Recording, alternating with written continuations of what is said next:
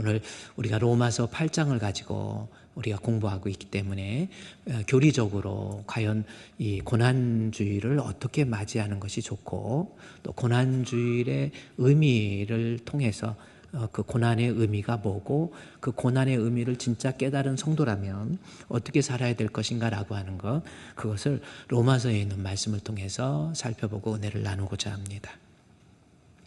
우리 예수님께서 고난 당하셔. 한번 혹시 영상이 있나 모르겠네요. 우리 에이렌의 찬양, 일부 예배 때 에이렌의 찬양대회가 있거든요. 그 에이렌의 찬양대회에서 이 펠리그라피 있잖아요. 그 손으로 글씨를 쓰거나 문자를 만들거나 그림을 그려서 자기 내용을 소개하는 그런 내용 안 올라왔습니까? 없어요? 네, 그래요. 우리 교회 미술을 전공하신 분이 아주 은혜롭게 잘 써가지고 만들어가지고 이렇게 예수님께서 십자가에 죽으신 고난의 내용을 글로 쓰고 찬양을 하면서 너무 잘했는데 그 영상이 준비가 안 된 것 같아요. 제가 준비 좀.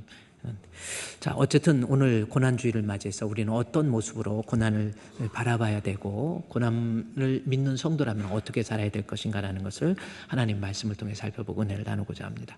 거두절미하고요, 예수님께서 우리를 위해서 십자가에 못 박혀 죽으신 이 고난주일, 우리가 가져야 될 첫 번째 마음 뭔가라는 겁니다. 오늘 로마서 5장 1절에 나와 있어요. 로마서 5장 1절에 보면 그러므로 했지요. 전체 4장까지 결론을 다 지으면서 4장까지 내용은 뭡니까? 모든 사람이 죄를 범하였다. 하나님의 영광이 이를 자 없다. 의인은 없나니 하나도 없다. 그러한 죄인들을 위해서 우리 예수님이 십자가에 못 박혀 죽으셨다 라고 하는 내용이 로마서 1장에서 4장까지 내용이거든요. 그러면 5장에 들어오면서 그러므로 라고 하는 접속사로 시작하죠. 결론적으로 그러한 예수 그리스도의 고난을 우리가 바라볼 때 어떤 모습으로 바라봐야 될 것인가. 그러므로 뭐예요? 우리는 믿음으로 의롭다 하심을 받았으니 라고 하는 겁니다. 우리 고난주간 어떻게 맞이해야 돼요? 첫 번째, 믿음으로 의롭다 하심을 받아야 돼요. 얻는 것도 아닙니다. 믿음으로 의롭다 하심을 받아야 된다라는 거죠. 얻는 것과 받는 것 틀리죠. 그래서 얻는 것은 내가 노력해서 얻는 거고, 받는 것은 그냥 값없이 받는다라고 하는 의미잖아요. 헬라어에 보면 에코우멘이라는 단어를 썼거든요. 그냥 값없이 그릇에 담아서 끝까지 지닌다라는 그런 의미가 있습니다. 자, 어쨌든 우리가 고난주간을 어떻게 맞이해야 돼요? 로마서 5장 4장 25절부터 쭉 11절까지 한 장짜리로 제가 보면요, 우리 고난을 어떻게 맞아야 될지 5장 1절에 결론이니까 그러므로부터 보십시오. 그러므로 우리가 믿음으로 의롭다 하심을 받았다라는 이 말씀입니다. 그래서 고난주일을 맞이해서 믿어야 되고 그 믿음으로 의롭다 하심을 받아야 됩니다. 자, 이것이 오늘 고난주간을 통해서 우리에게 주시는 바울의 권면이에요. 고난주간을 통해서 믿어야 되고 믿음으로 의롭다 하심을 받아야 됩니다. 이겁니다. 그렇다면 도대체 뭘 믿으라고 하는 건지, 믿음의 내용이 뭐예요? 다시 한 장짜리 보세요. 5장 1절에서 그러므로 믿음으로 해서 믿어서 의롭다함을 받아야 되는데, 믿으라고 그랬는데 뭘 믿어야 돼요? 바로 4장 25절. 4장까지 결론이잖아요. 뭘 믿어야 돼요? 그래요. 예수 믿으세요. 고난주간을 맞이해서 예수님 믿으라는 겁니다. 아멘. 자, 그러면 저는 이제 고난주간을 맞이해 나 진짜 예수 믿는지 한번 또 생각해 봐야겠잖아요. 예수 안 믿고 교회 다니는 사람 많이 있잖아요. 습관적으로 다니는 사람, 믿음이 없이 그냥 막 다니는 사람. 근데 그러므로 믿음으로 해서 믿어야 되는데 4장 25절에 뭔가 봤더니 예수님에서 4장 25절에 예수님 믿어라 라는 겁니다. 그렇죠? 그러면 예수 믿는다라는 게 뭘 믿어야 돼요? 그 다음에 나왔잖아요. 4장 25절에 예수 믿어야 되는데 예수 믿는다는 게 첫 번째, 그리고 두 번째, 두 개가 있어요. 오늘 여러분이 이 고난주간을 맞이해서 도대체 믿는다는 게 뭔지, 첫 번째 예수 믿어야 되는데 예수 믿는 의미의 첫 번째는 예수님이 우리가 범죄한 것 때문에 십자가에 내어줌이 됐다라고 하는 것을 믿어야 된다라는 겁니다. 중요한 키워드는 뭐예요? 성경을 봅시다. 예수는 우리라고 하는 거예요. 우리 범죄한 것 때문에 십자가에 못 박혀 죽으셨다. 우리를 의롭다 하시기 위해서 살아나셨다. 다시 말해서 2000년 전에 우리 예수님 십자가에 못 박혀 죽으셨는데 그것이 우리 때문에 우리 죄를 없애기 위해서 대속 리뎀션이잖아요. 대속하기 위해 우리 죄를 없애기 위해 우리가 범죄한 것 때문에. 그래서 지금 바울이 이 로마서를 기록하면서 예수님의 죽으심에 대해서 우리가 믿어야 될 것 첫 번째, 예수님의 죽으심은 나와 상관없는 게 아니야. 내 죄 때문에. 그래서 4장 25절부터 5장 11절까지 오늘 본문에 보면 제가 빨간 글씨로 바꿔놓은 게 있어요. 무슨 단어입니까? 예수는 우리라는 거예요. 이게 간단한 게 아닙니다. 어떤 사람은 교회는 다니지만 예수님의 십자가의 죽으심에 대해서 나와 관련 없는 것으로 생각해요. 그런데 성경은 분명히 이야기하죠. 예수님은 우리 범죄한 것 때문에 4장 25절에서 우리를 의롭다 하시기 위해서 5장 1절에서 그러므로 우리가 의롭다 하심을 받았으니 우리 주 예수 그리스도의 하나님과 더불어 화평을 누리자. 또 2절에서도 그로 말미암아 우리가 믿음으로 서 있는 이 은혜에 들어감을 얻었다. 이렇게 나와 있죠. 그 다음에 5절에서도요. 소망이 우리를 부끄럽게 하지 않는다 해서 우리입니다. 그 다음에 4장 5장 5절에서도 우리 마음에 부음바 되었다. 6절에서도 우리가 아직 연약할 때 해서 계속 우리를 강조해요. 또 봅시다. 8절에서도 우리가 아직 죄인 되었을 때, 의도적으로 바울이 이 글을 써가면서 우리라는 이 단어를 계속 반복하고 있잖아요. 우리가 아직 죄인데 8절에서도 그랬죠. 우리를 위하여 죽으심으로 우리에 대한 자기의 사랑을 확증하셨고 9절에서도요. 이제 우리가 그의 피로 말미암아 그렇죠. 그 다음에 10절에서도 우리가 원수 되었을 때 그 아들 죽으심으로 우리가 하나님과 화목하게 됐다. 11절에서도 이제 우리로 화목하게 하신 우리 주 예수 그리스도로 말미암아 하나님 앞에서 또 즐거워하자라는 겁니다. 그러면 로마서 5장 1절 다시 한번 가보세요. 자, 두 번째 여기 4장 25절 다음에 5장 1절입니다. 그러므로 우리가 믿음으로 의롭다 하심 받은데 믿어야 되는데 믿음의 첫 번째는 예수님의 십자가의 죽으심은 우리 좀 더 쉽게 적극적으로 얘기하면 나를 위한 대속의 죽음이었다라고 하는 것. 이거부터 믿으라는 겁니다.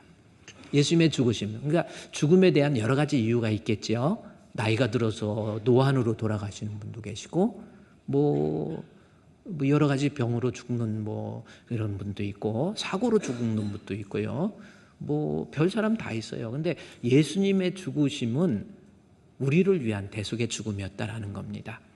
이 사실에 대해서 이것을 믿는 것이 믿음이라니까요.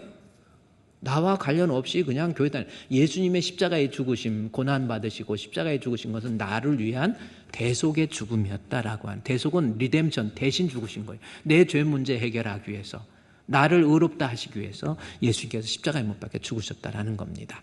2000년 전에 예수님이 십자가에 못 박혀 죽으셨죠? 그러면 어떤 사람은요, 그래요. 성경에 나왔으니까 예수님은 나를 위해서 예수님이 십자가에 못 박혀 죽으신 그 사실에 대해서 2000년 전에 과학적인 논리를 적용하다 보면 요즘에는 지구과학자들이 연구를 하다 보니까 예수님이 십자가에 못 박혀 죽으실 때 땅이 진동하고 지진이 있었다라는 말이 있잖아요. 그것을 지질학적으로 연구해 보니까 실제로 예수님 십자가에 못 박혀 AD 30년에 유대 지역에 예루살렘 지역에 그 흔적이 남아있다라는 겁니다. 그러니까 과학적으로 예수님의 죽으심에 대해서 인정할 수 있죠. 그래서 어떤 사람은 과학적인 테두리 내에서 나는 예수님이 십자가에 못 박혀 죽으신 건 나 믿어. 그것까지는 내가 알겠어. 왜? 과학이 인정하니까 나는 믿겠다. 이런 분이 있어요. 그런데 성경은 그것을 믿음으로 이야기하지 않아요. 그 예수님의 죽으심의 역사적인 사실이 나를 위한 대속의 죽음이었다라고 하는 것을 믿는 것이 믿음이라니까요. 그러니까 다시 말해서 예수님께서 이 땅에 오시기 전에, 그러면 2000년 전에 오신 역사적인 사실이 있기 이전에 약 730년 40년 누굽니까? 이사야 선지자를 통해서 기록된 이사야서. 그러니까 우시야와 요담과 아하스와 히스기야. 그러니까 기원전 8세기죠. 예수님 오시기 전에 720년 30년 전에 이 땅에 오실 메시아는 어떤 분인가라고 하는 것을 미리 예언을 하세요. 선지자를 통해서. 그래서 그 예수님에 대해서는 고난의 종으로서 예언을 하시는데 말씀하시기를 뭐라고 하냐면 이사야가 700년 전에 그가 찔림은 우리의 허물 때문이요 그가 상함은 우리의 죄악 때문이라. 그가 징계를 받음으로 내가 평화를 누리고 그가 채찍에 맞음으로 우리가 나음을 입었도다. 그럼에도 불구하고 우리는 다 양 같아서 각기 제 길로 갔거늘 여호와께서 우리 불의의 죄악을 내 죄를 그에게 담당시키셨도다.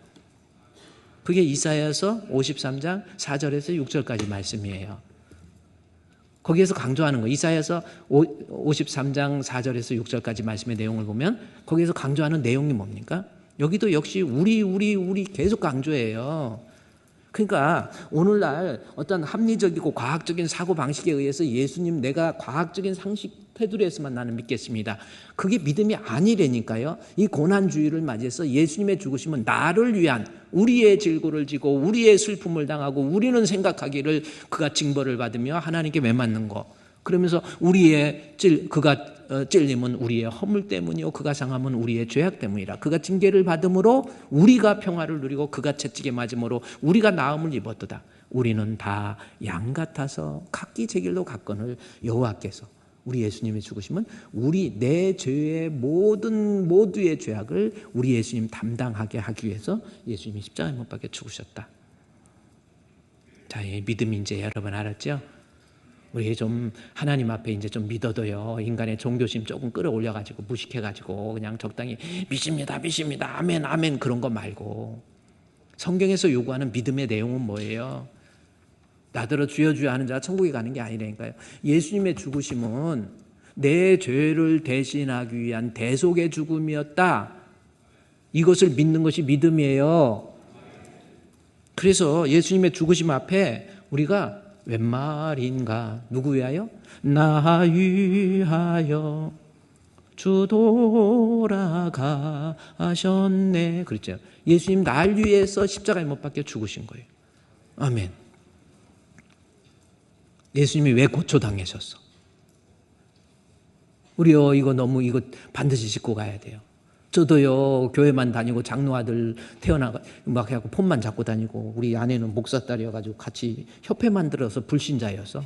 근데 교회는 다니는데 얼마나 열심히 막 폼은 폼대로 다져요. 어렸을 때 막 학교 다닐 때 막 주일학교 청년부 막 회장도 하고 뭐 하면서 찬양도 열심히 하고 대표기도 시켜도 얼마나 잘하는데.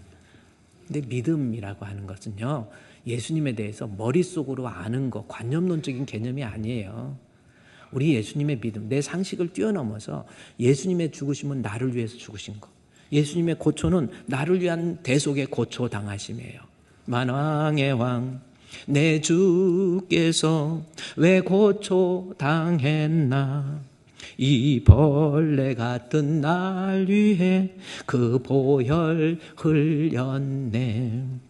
십자가 내가 처음 볼 때에 나의 맘의 큰 고통 사라져. 오늘 믿고서 내 눈 밝았네.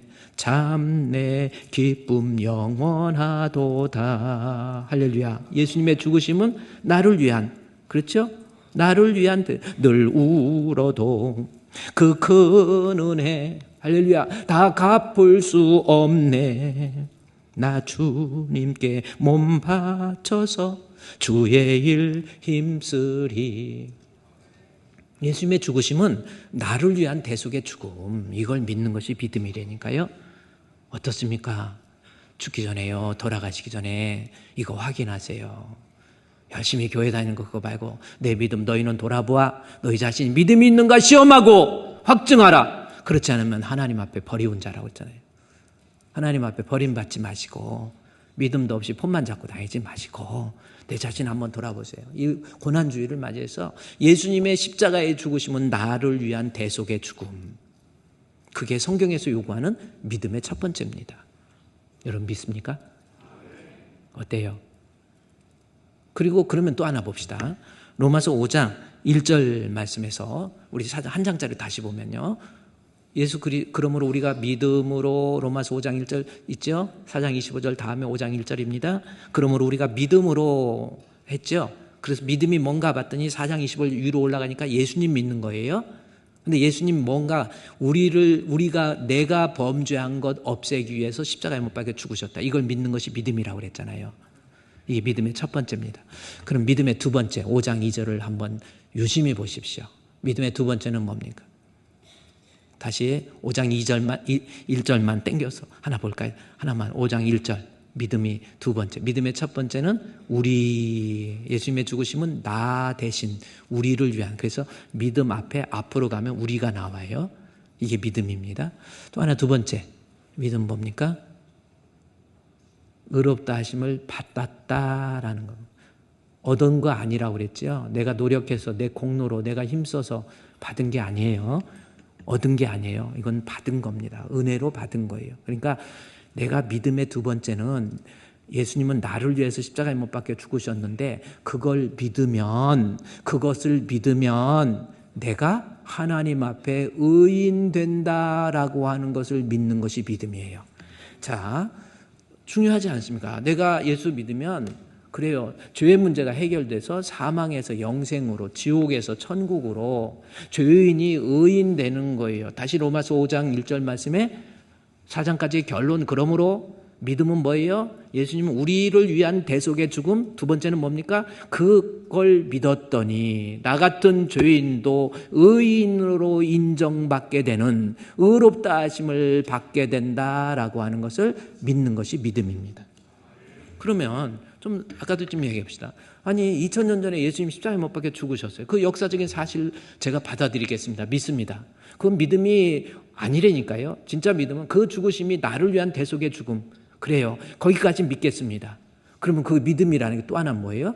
그 예수 그리스도의 나를 위한 대속의 죽으심을 믿게 되면 내가 5장 1절에 죄인이 의인 된다라고 하는 것을 믿는 것이 믿음의 두 번째입니다. 죄의 문제가 해결된다라는 거예요. 내가 예수를 믿으면 죄의 문제가 해결됩니다. 할렐루야. 내가 예수 믿으면 죄의 문제가 해결이 돼요. 아유, 목사님 생각해 보세요. 2000년 전에 예수님 돌아가신 거 내가 믿긴 믿는데 아니 그분 돌아가신 거하고 나하고 무슨 관련이 있어요? 이렇게 나올 수 있잖아요. 제가 그랬거든요. 아니 2000년 전에 돌아가셨다고 어떻게 내 죄가 없어져? 어떻게 죄인이 의인돼? 이건 말도 안 돼. 상식적으로 이해가 안 가. 과학적으로 이해가 안 가. 어떻게 예수 믿었다고 죄가 없어지는 게 그건 말도 안 돼. 그래서 안 믿는 거죠. 근데 여러분 그것을 이제 뭐 그렇습니다. 그게 인간의 이성을 극대화시키지 말라라는 거예요. 인간의 이성으로 상식이 뭐 대단한 겁니까? 계속 예를 들어서 여기다 이걸 잡고 있죠. 이거 놓으면 어떻게 됩니까? 늘어져요. 어떻게 알았어? 태어나면서부터 계속 살아가면서 보고 반복되니까 그것이 하나의 페노멘, 현상이 된 거잖아요. 그런데 딱 놓았는데 이거 위로 올라가면 어떻게 해요? 이상한 거예요. 그런데 이게 딱 놓았을 때 내려오는 거 상식적으로 반복되니까 이거지. 달나라에 아니 뭐 어디 무중력 상태에 가면 놓으면 어떻게 돼? 어떻게 알았어? 가만히 있어 그 자리에 무중력이면. 그래서 우주인들이 물 마실 때도 물방울이 떠 있으면 붕어처럼 이러고 먹잖아. 그런 것도 안 봤어요? 한 번씩 보라고. 근데요 보세요. 상식이라는 것은 계속 반복되니까 그것이 상식화되고 그것이 이성적으로 받아들이는 거거든요. 그러니까 이성을 극대화시키지 말라는. 신앙은 뭡니까? 이성적으로 이해 안 되고 분석 안 되는 것을 신앙의 영역으로 넘기는 것이 신앙이고 믿음이에요. 내가 이해 안 되는 거 없는 게 아니잖아요. 지구상에 살 때 그것이 상식이지 이거 진리라는 건 그게 아니란 말이에요. 이해 안 되는 것도 받아들이는. 원래 신앙이라고 하는 거 우리 4세기에 어거스틴 있잖아요. 신국론이라는 책이 있어요. 그 신국론은 물론 어거스틴은 이 바울 신학의 영향을 받아서 이 신국론이라는 책이 여러분 어려워요. 기독교 고전이기 때문에 이 4세기에 있던 이 어거스틴이 원래 깡패였잖아요. 13살에 사생아를 낳은 사람 대단한 거. 어떻게 13살에 아기를 낳지? 대단한, 누구도 따라갈 수 없는 사람이에요. 근데 이 사람이 성경을 읽다가 거기서 깨달은 거예요. 톨레레게라고 하는 로마서의 성경을 들고 읽다가 기록된 하나님 말씀에 아멘! 아멘. 이해가 안 가는 거예요. 이 사람도 나중에 엄청난 공부를 하거든요. 실력 있는 사람이에요. 그런데 글 쓴 내용, 그 문체의 화려함을 보세요. 저 사람 대단한 사람이에요. 그래도 성경에 기록된 거는 이해고 오해고 아멘, 아멘. 그게 원래 기독교라고 하는 겁니다. 그런데 세월이 흘러가면서 조금 이 4세기에 있었던 이 어떤 성경 중심적인 어떤 비블리시즘이라고 하는 거죠. 비블리시즘이 세월이 흘러가면서 여러분 세계사에서도 알듯이 11세기, 13세기 십자군 운동이 일어나잖아요. 십자군 운동이 뭡니까? 동방교회와 서방교회가 나눠졌어요. 그런데 동방교회가 더 셌어. 그런데 동방교회에 이슬람이 출현해가지고 동방교회에 위기가 생기니까 서방교회에서 야 잘됐다. 이때 동방교회 잡아놔야지 해가지고 거기다 십자군을 구성해서 전쟁을 일으킵니다. 11세기, 13세기예요. 유럽 인구의 4분의 1이 죽어요. 가서 사람만 엄청나게 죽습니다.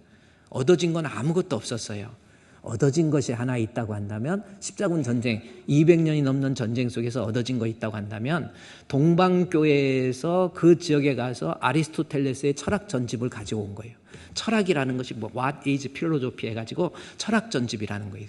그걸 가지고 서방으로 와서 그때는 교회가 수도원이 있었어요. 지금도 여러분 유럽에 가면 수도원 있잖아요. 산에. 수도원 그 꼭대기 어떻게 이렇게 했는지 모르겠어요. 그래서 수도원에 가서 거기서 계속 수도원에 있는 그때 토마스 아퀴나스라는 사람한테 십자군 전쟁 때 가지고 왔던 아리스토텔레스의 철학 전집을 갖다 줬어요. 그랬더니 토마스 아퀴나스가 그 철학 전집에서 관념론을 뽑아버리고 그 철학 전집의 그 기초 위에 신학을 체계적으로 만드는 거예요. 그게 토마스 아퀴나스의 신학 대전입니다. 13세기에 토마스 아퀴나스. 그래서 신학은 어떤 하나님에 대한 테올로지를 만든 거예요. 하나님에 대한 신학을 만들어가지고, 그래서 신학 대전이죠. 토마스 아퀴나스가 쓴데, 거기에 보면은요, 인간의 이성을 극대화시켜서 성경을 이성적으로 분석하고 따지고 막 그래요. 단 삼위일체와 구원에 있어서는 이성적인 부분을 배제하자, 뭐 이런 내용이지. 어쨌든 성경에 나와 있는 뭐 오병이의 기적이나 뭐 예수님이 죽은 자 살린 이런 것들은 다 신화로 어느 정도 인간의 이성적으로 분석되어져서 따져져서 이해되어지는 것만 받아들이겠다라고 하는 어떤 레이셔널리즘이라고 하는 겁니다. 제가 한번, 그러니까 오늘날 여러분 이 자리에 계신 분들도 레이셔널리즘하고 하나는 비블리시즘이라고 하는 거. 성경에 기록된 건 그대로 믿겠습니다. 비블리시즘 아닙니까? 성경주의. 레이셔널리즘. 이해되어지는 것만 이성적으로 받아들이는, 리저너블이라고도 해요. 이해되어질 수 있는 그러한 것들을 받아들이겠다. 이런 겁니다. 그런데 여러분은 하면 어때요? 성경을 볼 때 이해 안 되는 건 안 봐요. 어떤 비블리시즘 성경주의라고 하는 것은 제가 밑에서 썼어요. 바이블 레터리즘이라고 하는 게 있습니다. 바이블 레터, 성경 문자주의예요. 이것을 바이블 레터리즘이라고 그래요. 문자적으로 기록된 건 그대로 받아들인다. 물론 이 바이블 레터리즘이라고 하는 것은 근본주의적인 입장에 빠지게 푼드멘탈리즘이라는 거거든요. 너무 근본적으로 빠지다 보니까 14만 4천 명 같은 경우도 진짜 숫자적으로만 보는 거예요. 그런 해석의 오류를 낳을 수 있기 때문에 바이블 리터리즘이라고 하는 근본주의적인 어떤 성경 문자주의라고 하는 입장에서 차라리 성경주의, 비블리시즘이라고 하는 성경주의. 그래 우리는 이런 입장을 가져야 되는데 토마스 아퀴나스 같은 경우는 이성적으로 성경을 분석하고 따져서 이해되지 않는 건 안 받아들이는 거예요. 그러다가 우리 13세기 지나서 1517년 루터, 그리고 1550년 이후에 칼빈이 있었는데 종교개혁을 하죠. 종교개혁을 할 때 뭡니까? 가장 중요한 것은 솔라 스크립투라, 성경으로 돌아가는 거예요. 성경이 모든 판단의 기준이 되는 거예요. 우리 선악과를 따먹지 말자. 선악과가 무슨 특별한 열매가 있는 게 아니잖아요. 내가 스스로 판단하고 결정하고 뭐 체계화하고 이게 선악과예요. 하나님 말씀, 생명을 알게 하는 나무, 생명나무잖아요. 하나님 말씀이 그대로 기록된 대로 우리가 믿는 거예요. 그게 루터에 의해서, 칼빈에 의해서 이루어지죠. 바이블, 그러니까 비블리시즘이라고 하는. 그렇게 해서 성경 우리 16세기에 쭉 이어가다가 그러다가 보니까 르네상스 운동과 함께 일어났던 게 뭐냐면 철학적인 부흥의 역사가 일어나요. 철학의 부흥. 대표적인 사람이 뭐냐면 인간의 이성을 강조하고 했던 대표적인 인물이 17세기의 데카르트 아십니까? 데카르트 많이 들어보셨죠? 존재의 원인과 이유를 어떤 thinking, 생각, 그래서 독일 말로 이히 denke also bin 이히 denke also bin ich. 나는 생각한다. 고로 나는 존재한다 해서 이성을 극대화시키는 거예요. 그것이 신학적인 내용에 들어와서 여지껏 성경에 기록된 걸 그대로 믿습니다라고 하는 의견 저기를 자꾸 흐트러뜨리는 거예요. 철학적인 사상에 의해서. 주변에 있는 사람들이 물들어. 오늘날도 그렇잖아요. 과학적으로 이해되지 않는 거, 어떤 데카르트의 어떤 철학적 사상, 데카르트의 17세기의 철학적 사건이 18세기에 누구한테 갑니까? 임마누엘 칸트잖아요. 임마누엘도 아니면서 임마누엘 칸트라고 그래가지고. 임마누엘 칸트 같은 경우는 뭡니까? 아주 극단적으로 얘기해요. 플라톤의 역량을 가지고 그 관념론을 극대화시키면서 인간의 이성을 가지고 그가 쓴 순수이성 비판이라는 책이 있잖아요. 거기에서 강조하는 게 뭐예요? 나중에는 이성적으로 분석되고 이해되지 않는 것은 존재하지 않는다고 해버린 거예요. 그게 순수이성 비판의 물론 전체의 내용이 그건 아니지만 이성을 극대화시켜버리는 거예요.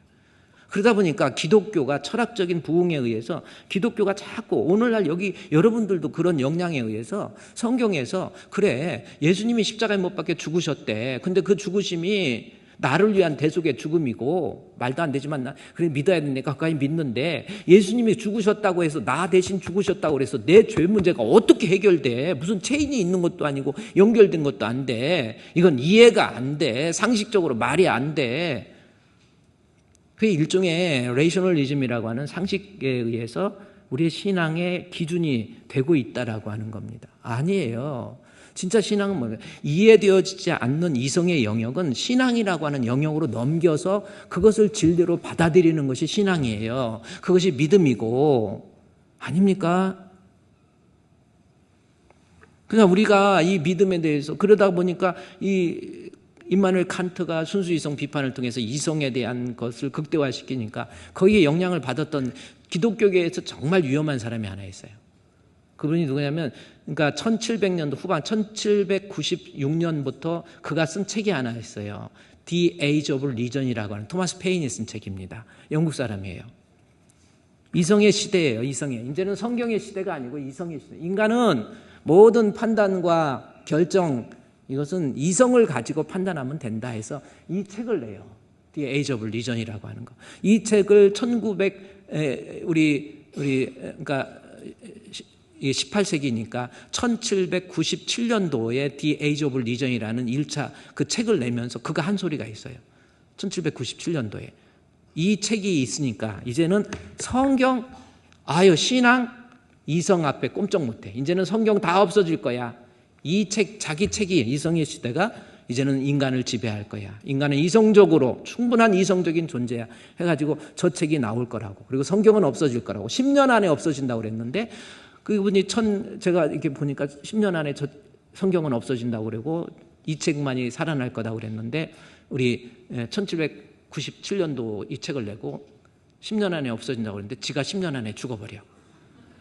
40도 못 넘겼죠.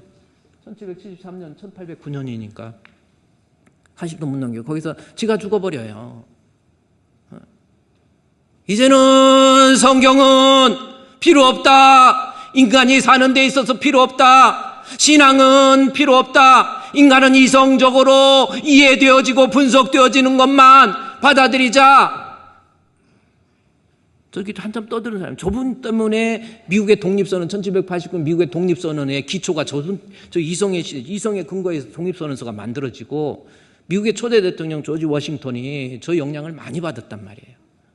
아닙니다. 진리라고 하는 것은 이해 안 되어져도 신앙은 뭡니까? 믿음이라는 게 이해 안 되어져도 성경에 기록된 것을 믿으면 되는 거예요. 2000년 전에 예수님이 십자가에 못 박혀 죽으셨다. 그로 인해서 5장 1절 말씀에 내가 믿음으로 의롭다 하심을 받게 됐다라고 하는 것을 믿는 것이 믿음이라니까요. 지금 여러분이 이해가 안 돼요. 이해고 오해고 없습니다. 그냥 예수님의 제자, 예수님께서 막 기적을 베푸시고 이적을 베푸시니까 막 사람들이 구름대같이 몰려들어요. 그때 예수님께서 하신 말씀이 뭐예요? 나는 인자는 머리 둘 곳도 없어. 그러니까 예수님 쫓아다니면 먹을 문제 해결되지. 오병이어 기적이니까, 안진뱅이 일으키고 혈류병 고치시니까 예수님 병들 일도 없네. 나는 예수님만 믿으면 돼 하고 쫓아다녔다가 예수님이 아니야, 나를 따르게 되면 인자는 머리 둘 곳도 없어. 십자가에 못 박혀 죽을 거야. 그랬더니 다 도망가 버렸어. 예수님이 섭섭하셨잖아. 그래서 요한복음 6장 66절에서 69절 말씀에 보면요, 하나를 묶어서 보면은 예수님이 섭섭해가지고 제자들 다 떠나버리는 거예요. 그와 함께 다니지 않는 거예요. 예수 믿으면 세상에 육신적인 거 막 얻을 줄 알았는데. 그래서 예수님께서 섭섭해서 제자들에게, 12제자에게 직접 물어봐요. 야, 너도 갈래? 너희들도 갈 거야? 너희들도 떠날 거야? 너희들 교회 떠날 거야? 물어본 거예요. 시몬 베드로가 대단하잖아요. 시몬 베드로가 뭐라고 그럽니까? 베드로가 대답하되 주여 영생의 말씀이 주께 있사오니 우리가 누구에게로 갑니까? 대단한 거예요. 이 성도들이 고백해야 될 정말 중요한 말씀입니다. 교회라고 하는 거의 판단 기준은 뭡니까? 말씀 있으면 되는 거예요. 그렇잖아요. 그 교회 갔더니 마음이 편하네. 그 교회 갔더니 사람이 친절해. 그 교회 갔더니 목사님이 잘생겼어. 나 그 소리 정말 듣기 싫어. 그런 걸로 하는 게, 교회에 중요한 거는요, 시몬 베드로가 영생의 말씀 있으면 되는 거고, 교회는 진리의 말씀이 선포되어서 그것이 흘러서 나를 적시고 주변을 적시고 광명을 적시고 세계를 적셔 나가는 거, 이게 교회 아닙니까? 이번에 우리가요, 교회 짓는 것도 마찬가지예요. 교회 막 크게 져가지고 폼 재고 다니고 그런 쇼하지 말고, 정말 이 교회를 통해서 진리의 기둥과 터가 되어서 하나님의 말씀이 선포되어진 하나님의 말씀을 통해서 하나님 나라가 확장되는 거, 영생의 말씀이 있으면 되는 거예요. 베드로가 대단한 말을 한 거예요. 아마 다 떠나갔는데 나 안 가요. 왜? 영생의 말씀 있잖아요. 예수님 놀래가지고 또 질문해요. 그래? 어디로 가오리까? 그랬더니 너 왜 그런 고백을 다 하니? 그랬더니 69절에 우리가 주는 하나님의 거룩하인 줄을 뭐예요?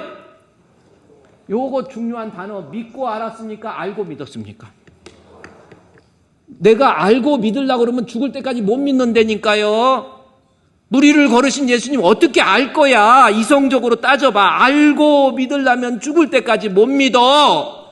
안진뱅이를 일으키시고 혈류병을 고치시고 죽은 자를 살리시고 예수 믿으면 내 죄 사함 받고, 이걸 어떻게 알아요? 분석 안 돼. 알고 믿으려면 죽을 때까지 못 믿어요. 근데 베드로는 어떻게 했어요? 믿었더니 알아진 거야. 순서 바꾸면 안 돼요. 믿으면 알아져요. 할렐루야. 예수님이 나를 위해서 십자가에 못 박혀 죽으셨는데 그 죽으심을 믿으면 내 죄가 사해진다. 아멘, 아멘, 아멘. 이것이 믿음이고, 이 믿음을 갖게 되면 그게 하나님을 알게 되는 거고요. 믿어야 먼저 아는 거지. 여러분은요, 앞으로 신앙생활할 때 성경에 기록된 거, 태초에 하나님이 천지를 창조하셨어. 6일 만에 창조하셨어. 믿습니까? 안 믿습니까? 집 하나 짓는데, 교회 하나 짓는데도 1년 걸리거든요. 내년 4월 달에 주활절날 완공되는 거거든요. 그거 하나 짓는데도 1년 걸려. 근데 이 지구, 우주, 만물 이거 어떻게 하는데 6일 만에 창조하셨다. 이해가 됩니까? 알고 믿을래니까 그냥 되어졌지. 그냥 어떻게 되어졌나 보죠. 어떻게 말씀을. 그런 말 하지 마세요. 믿음은 뭡니까? 믿음의 영역에서, 여러분 교회 다닌다고 구원 얻는 거 아니잖아요. 믿음은 하나님 말씀이라고 한다면 내 뜻, 내 감정, 내 생각 다 내려놓고 우리 주님의 말씀이라고 한다면 아멘. 비블리시즘, 심지어 완전 축자 영감서 바이블 리터리즘이잖아요. 성경에 기록된 말씀은 믿습니다. 아멘, 아멘, 아멘. 내가 증거를 찾고 기적을 찾고 이적을 찾아서 나 그거 믿는다? 제가 그랬죠. 어디 그래요. 병 들었을 때 기도해야죠. 그건 맞습니다. 그런데 어디 기도원에 가고 내가 기도했더니 내 병이 낫고 그거 간증했더니 그래 가보자 해갖고 하니까 기적이 나타나고, 나 이제부터 나는 예수님 믿습니다. 예수님 좋아요. 예수님 사랑해요. 너무 사랑해서 이제 불 속에라도 들어갈 거야. 불 속에라도 들어가서 이래. 근데 진짜 불나면 안 들어가. 믿음의 기초가요, 기적과 이적입니까? 휘발성이 강해. 진짜 믿음은 하나님의 말씀에 기록된 대로 믿는 것이 믿음입니다. 이 부활주의를 맞이해서 예수님이 십자가에 못 박혀 죽으신 거 내가 믿는 거예요. 믿음이 뭡니까? 이해 안 되지만은 그냥 성경에 5장 1절에 나온 것처럼 믿음은 나를 위한, 우리를 위한 대속의 죽음이고 그걸 믿었더니 의롭다 하심을 받게 된다. 요걸 믿는 것이 믿음입니다. 믿음 위에서 굳건히 세워질 수 있는 우리 성도 됩시다. 괜히 조금 배웠다고 인간 별거 아니거든요. 잘난 체 하지 마시고 돈 좀 있다고 폼재고 다니지 마시고 어렸을 때부터 나 모태 신앙이 잘못하면 못된 신앙 돼버려. 그러지 마시고요. 이제는 하나님 말씀의 기초에서 어떠한 증거, 기적, 이적 그거 말고 이 눈에 아무 증거 아니 보여도 할렐루야 믿음만을 가지고서 늘 걸으며 할렐루야 이 귀에 아무 소리 아니 들려도 하나님의 약속 위에 서리라. 걸어가세 믿음 위에 서서 나가세 의심 버리고 걸어가세 믿음 위에 서서 눈과 귀에 아무 소리 없어도 할렐루야. 고난주간 맞이해서 우리 예수님이 고난당하셔서 그래 나 좀 슬퍼해야 돼. 다음 주부터 이번 주 내일 많이 그 다음 주부터 고난주간 새벽기도 하는 날 고기도 안 먹고 아침은 안 먹고 근데 아침도 원래 알고 봤더니 원래 안 먹는 사람인데 이번에 금식으로 칠 거야. 이렇게 하지 마시고요. 우리 하나님 앞에 이런 고난주간을 맞이해서 하나님 나의 연약함 나의 믿음 없음 이제 알겠습니다. 우리 주님은 나를 위한 대속의 죽음 우리 주님을 믿는 믿음 때문에 나는 죄사함 받습니다. 이것을 믿는 것이 부활주의, 이 고난주의를 우리가 맞이할 하나님의 말씀의 내용이에요. 우리 믿읍시다. 믿음 없는 자 되지 마시고 믿음 있는 자 되세요. 호흡이 있을 때 정신 차리시고요. 믿으세요. 그 다음에 또 하나 5장 1절에서 그러므로 우리가 믿음으로 의롭다 하심을 받았으니 우리 주 예수 그리스도로 말미암아 믿음으로 의롭다함을 받았어요. 그러면 어떻게 해야 돼요? 우리 주 예수 그리스도 말미암아 하나님과 어떻게 해요? 화평을 누려야 돼요. 그러니까 뭡니까? 법적으로 이제 죄인이 의인 됐어. 교도소에서 나왔어. 감옥소에서 나왔어. 그냥 두부 먹고 가만히 서 있을 거야? 어떻게 해요? 이제 나와서 의인처럼 살아야지. 그게 그 의롭다 하심을 받았으니 우리 주 예수 그리스도 말면 하나님과 뭘 누려요? 화평. 하나님과 화평을 누리는 거예요. 이거 하나님과 그리스도를 하나님과 화평을 누린다라는 건데 누린다라는 것은 소유한다라는 거거든요. 그러면 하나님과 화평을 누린다. Peace with God 이라고 하는 겁니다. 1990년도 94년도 빌리그램 목사님이 김일성이 방문해가지고 김일성이한테 준 책이 Peace of God이잖아요. 하나님과 네가 평화를 좀 누려라. 너라고는 안 했겠지만 김일성 수령님 하나님과 평화를 Peace with God. 좀 읽었는지 안 읽었는지 몰라. 근데 하나님과 진짜 평화를 누렸으면 김일성이 저렇게 지금까지 살아있을지도 몰라. 지금 살아있으면 나이가 아마 산신령 됐을 것 같아. 하여튼 그래요. 그러면 예수 믿으면 그걸로 끝나는 게 아니야. 나 믿어. 아니, 하나님과 화평 누리세요. 그러면 하나님과 화평 누리는 게 뭔가 2절 말씀에 나와 있잖아요. 뭐예요? 로마서 5장 2절 말씀에 하나님과 화평을 누리면 또한 그로 말미암아 우리가 믿음으로 서 있는 이 은혜, 믿음으로 서 있다라는 것은 믿음을 계속 간직하고 지니고 있다라는 겁니다. 내가 이렇게 서 있잖아요. 무슨 뜻이에요? 에너지가 계속 공급되고 있는 거야. 믿음이라는 것은 뭐 픽서블하게 왔다 갔다 안 하는 거야. 믿음은 끝까지 믿음의 힘은 간직하고 있어야 돼요. 그러면 그 믿음이 있으면 어디로 은혜로 들어감을 얻었다라는 거죠. 들어감. 그러면 하나님 영광 말하고 즐거워한다라는 겁니다. 그러면 여기서 들어간다라는 거. 이제는 은혜의 들어감을 얻었다 그랬잖아요. 이 들어감이 뭐냐면 프로사고겐이라고 하는 헬라어 단어거든요. 프로사고겐. 이 단어가 히브리서 10장 19절에 그대로 쓰여요. 은혜에 들어갔다라는 거. 히브리서 10장 19절 말씀에서 보면 그러므로 형제들 우리가 예수 피를 히브리에 들어갈 담력을 얻었다. 이 프로사고겐 들어갈이라고 하는 겁니다. 하나님 앞에 하나님을 아련한다라는 거예요. 태국의 황제 같은 경우 태국의 왕 있잖아요. 왕을 아련할 때 제가 아는 목사님 한 분은 태국 왕을 직접 만났대. 만날 때 왕이 쭉 하고 저쪽 위에 지금 중위층에 앉으신 분들처럼 이렇게 딱 왕이 앉아있더래, 태국 왕이. 근데 거기 왕을 아련할 때 그냥 뚝뚝뚝 걸어가는 게 아니고요. 어떻게 하는 거? 미리 가르쳐 주더래. 이 왕을 아련할 때 바닥이 반짝반짝 빛나는데 왼발을 굽히고, 집에 가서 한번 해봐요. 왼발을 굽히고 오른발로 밈서 왕한테 가는 거야. 그게 프로사고갱이라는 겁니다. 근데 프로사고갱이 다시 히브리서 10장 19절 말씀 보세요. 들어간다라는 건데 어디에 들어가는 거예요? 히브리서 10장 19절 성소에 들어가는 거예요. 성소에 들어갈 담력. 그러면 로마서 1장하고 2절, 5장 1절하고 2절 말씀해 보세요. 우리가 하나님과 화평 누리라는 것이 무슨 뜻이에요? 하나님의 성전에 들어가서 5장 1절에 은혜의 5장 1절 2절 나와 있잖아요. 거기 보면 하나님의 성소에 들어가서, 그렇죠? 하나님의 성소에 들어가서 화평, 그리스도와 더불어 우리에게 주신 화평을 누리는 것, 그걸 즐거워하라는, 카우쿠메노이, 즐거워하는 거, 행복해하는 거예요. 그러면 하나님과 화평 누리는 거에 구체적인 게 뭐가 있어요? 가장 큰 게 뭡니까? 아니, 예수 믿었으면, 이제 예수님 은혜로 구원 받았으면 카우쿠메노이, 즐거워하면서 하나님께 나아가야 돼요. 하나님과 화평을 누려야 돼요. 뭡니까? 예배 있잖아요. 예배 아닙니까? 한번 생각해 보세요. 내가 하나님과 화평 어느 거예요? 누리는 거예요. 어디 가서? 성소에 들어가서. 나중에 히브리서 10장에 나와요. 그게 하나님 앞에 모여서 예배하는 거라는 거. 그래서 이 고난주의를 맞이해서 내가 진짜 예수 믿으면 이제부터 예배 회복하세요. 예배가 뭡니까? 한번 생각해 봐요. 여기 앉아있는 예배 뭐예요? 저는 예배를 하나님과의 나와의 관계 속에서 잘못된 것을 바로잡는 튜닝이라고 하면 좋겠어요. 튜닝. 음악회 같은데 이 연주할 때 바이올린 같은 거 연주할 때 띠끼끼 여기저기 첼로도 띠끼끼 이렇게 했죠. 그래서 그게 뭐 어떤 과정이에요? 음을 바로 잡는 거예요. 그게 딱 맞았을 때 아름다운 하모니가 나오잖아요. 예배는요, 하나님과 나의 관계의 튜닝이에요. 그럼 한번 생각해 봅시다. 여러분, 하나님과 여러분의 관계 어떤 관계예요? 이것도 좀 알아봐야 돼요.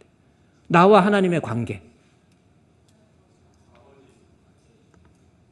그냥 좀 더 쉽게 얘기하면 하나님을 섬기는 사람입니까? 하나님을 이용해 먹는 사람입니까?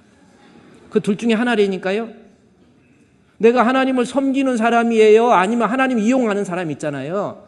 내가 외로워서, 괴로워서, 힘들어서, 위로가 필요해서, 뭐 물질적인 것이 필요해서 나 하나님 앞에 하나님을 이용하는 사람이 있고 하나님을 섬기는 사람이 있어요. 그러면 여러분 둘 중에 어느 거예요? 아니, 그냥 물어보는 답이 아니라 내가 지금 하나님 앞에 나는 하나님을 섬기는 자인지 하나님을 이용하는 자인지 잘못된 것이 있다고 한다면 예배 시간에 주님 앞에 나와서 튜닝하세요. 우리 예수님을 왕으로 모시는 거예요. 우리 예수님을 나의 왕으로.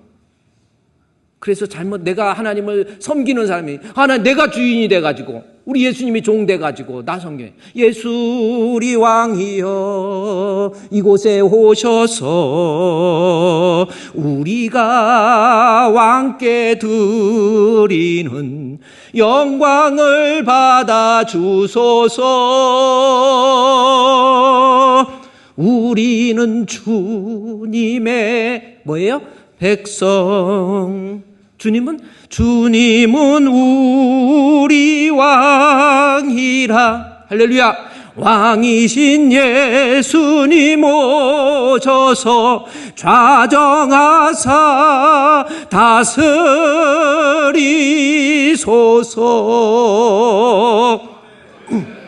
목만 조금 안 셌으면 잘할 수 있었어. 근데 잘하는 게 문제가 아니에요. 나 예수 믿는 믿음의 사람이라고 한다면 하나님 앞에 나 섬기는 자는 나 있는 곳에 그도 거기 있으리니, 하나님 이용하는 사람 말고 하나님 섬기는 사람이라고 한다면 예배 시간마다 참석해서 우리 주님 앞에 내 자신을 튜닝하고 마음껏 찬양하는 거예요. 옛날에는 찬양하는 제사장 나눠서 했거든요. 이제 예수님 믿음으로 내가 하나님 앞에 의인 됐잖아. 그러면 우리가 누릴 수 있는 거에 두 번째는 찬송이에요. 막 주님 찬송하는 거예요. 회중 찬송할 때 왜 가만히 있습니까? 이 고난주의를 맞이해서 회중 찬송할 때 같이 힘있게 하세요. 그냥 이게 회중 찬송할 때 이렇게 보면요, 어떤 사람 저만 짜짜시 쳐다보는 분이 계셔. 그래서 제가 민망해가지고 자꾸 이제 그러지 마시고요, 그냥 찬양을 해. 막 하나님 앞에 찬양 불러요. 오늘 아까 회중 찬송 뭐 했어요? 잘 생각 안 나는 사람이 있어요. 그런 사람은요, 치매도 치매라고 할 수 있겠지만은 이게요, 예배 시간이 뭔지를 몰라요. 하나님 앞에 예배 시간 와서 마음껏 만왕의 왕 내 주께서 왜 고초당했나. 더 이상 하면은 음을 높게 잡아가지고 위험해. 그러니까 여기까지만 할게. 그 대신 여러분 앞으로 하나님 앞에 누리세요. 찬송도 힘있게 하세요. 막 오셔서 찬송, 우리 일어나서 찬양하는 거 있잖아요. 제가 미국에서 집회할 때 그 미국에 갔더니 목사님 거기 교회가 그러더라고. 일어나서, 우리는 앉아서 했었거든. 하나님 앞에 와서 가만히 앉아갖고 그냥 그러니 일어서서 송축해 내 영혼아 내 영혼아 거룩하신 이름 이전에 없었던 노래로 나 주님을 경배해. 그래서 우리 교회에 작곡하시는 분이 계시잖아. 대단한 분이 계시잖아요. 그래서 내가 이거 했는데 이거 한번 편곡해서 좀 만들어줘봐 했더니 만들어가지고, 그래 나중에 어느 정도 했다. 영어도 집어넣어야 돼. 그랬더니 영어도 집어넣어요. Bless the Lord, O my soul, O my soul, worship His holy name, sing like never before. Sing like never before가 이전에 내가 하지 못했던 진짜 찬양이에요. Sing like never before, O my soul, I worship Your holy name. 막 90 먹은 할머니들도 막 영어를 얼마나 잘하는지 몰라. 누리세요. 예배를 누리고 찬송을 누리고 기도도 누리고. 세움 기도에 여러분 기도가 죽어가지고 영성이 죽어가지고 기도에 대해서는 아무 생각도 안 해. 아니에요. 세상에 살면서 문제의 연속입니다. 하이데커가 얘기하죠. 인생은 어차피 문제, 걱정, 염려, 조르게. 그 문제가 문제되지 않고, 문제가 문제되는 이유는 뭐냐면 어차피 문제의 연속인데 문제가 문제되는 이유는 문제를 해결할 수 있는 해결법이 없으니까 문제가 문제되는 거예요. 그 문제를 해결할 수 있는 방법이 있으면 문제가 아니에요. 아이, 말하다 보니까 뭔 말인지 알아요.